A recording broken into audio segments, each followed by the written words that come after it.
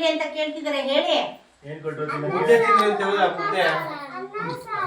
ದೇವನಹಳ್ಳಿ ತಾಲೂಕಿನ ಹಾರೋಹಳ್ಳಿ ಗ್ರಾಮ ಪಂಚಾಯಿತಿ ಕಟ್ಟಡದ ಪಕ್ಕದಲ್ಲಿರುವ 2 ಅಂಗನವಾಡಿ ಕೇಂದ್ರಗಳು ಮತ್ತು ಗ್ರಂಥಾಲಯಕ್ಕೆ ಭೇಟಿ ನೀಡಿ ಪಂಚಾಯತ್ ಅಭಿವೃದ್ಧಿ ಅಧಿಕಾರಿ ಮಾತನಾಡಿ, ಹಾರೋಹಳ್ಳಿ ಗ್ರಾಮದಲ್ಲಿ 2 ಪ್ರತ್ಯೇಕ ಅಂಗನವಾಡಿ ಕೇಂದ್ರಗಳಿದ್ದು ತಲಾ 16 ಮಕ್ಕಳಿದ್ದಾರೆ.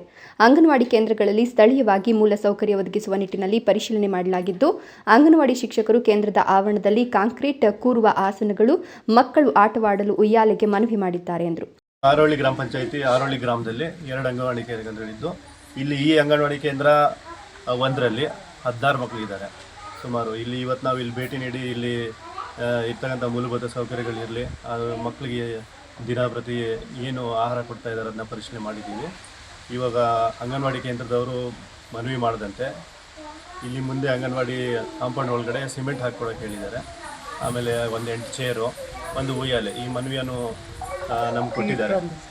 ಸದರಿ ಮನವಿಯನ್ನು ನಮ್ಮ ಮುಂದಿನ ಗ್ರಾಮ ಪಂಚಾಯಿತಿ ಸಭೆಯಲ್ಲಿ ಮಂಡಿಸಿ ಅನುಮೋದನೆ ಮಾಡಿ ಆದಷ್ಟು ಶೀಘ್ರವಾಗಿ ಮಾಡಿಕೊಡ್ತೀವಿ. ಅಂಗನವಾಡಿ ಕೇಂದ್ರದಲ್ಲಿ ಮಕ್ಕಳಿಗೆ ಪೌಷ್ಟಿಕ ಆಹಾರ ನೀಡುವ ಕುರಿತು ಮತ್ತು ಮೂಲಸೌಕರ್ಯಗಳ ಕೊರತೆ ಕುರಿತು ಅಂಗನವಾಡಿ ಶಿಕ್ಷಕಿ ರತ್ನಮ್ಮ ಪಂಚಾಯತ್ ಅಭಿವೃದ್ಧಿ ಅಧಿಕಾರಿ ಗಮನಕ್ಕೆ ತಂದರು. ಹೈದರ್ ಸಾಬ್, ದೇವನಹಳ್ಳಿ, ರಾಯಲ್ಸ್ ಕನ್ನಡ.